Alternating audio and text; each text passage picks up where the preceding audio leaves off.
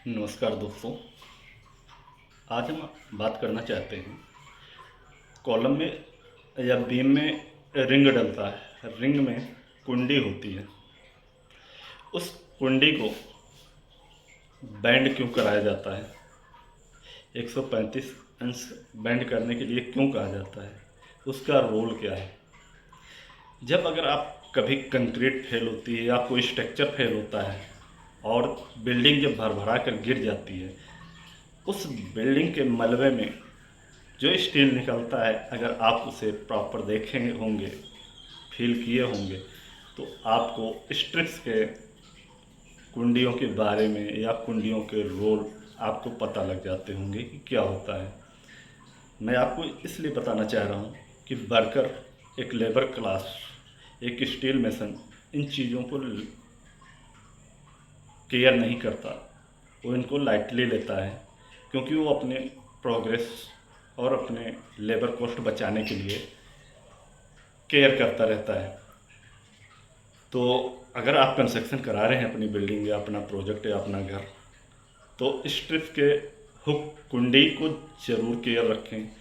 और जो कॉलम के बीच में टाई हुक लगते हैं, उसका भी यही रोल है कि जब आपके कॉलम पे बिल्डिंग का टेंसाइल वेट पड़ता है और कॉलम ब्रेक होता है, तो वो हुक स्टील को टेंसाइल बढ़ाने का काम करते हैं, जिससे आपका कॉलम ब्रेक होने में और लोड लेता है। इस प्रकार से आपकी बिल्डिंग और आपका स्ट्रक्चर एक प्रकार से सिक्योर होता है। तो इसलिए आज हमने एक ही पॉइंट पे आपसे बातचीत किया। स्ट्रिप्स के हुक प्रॉपर ज़रूर बैंड कराएं।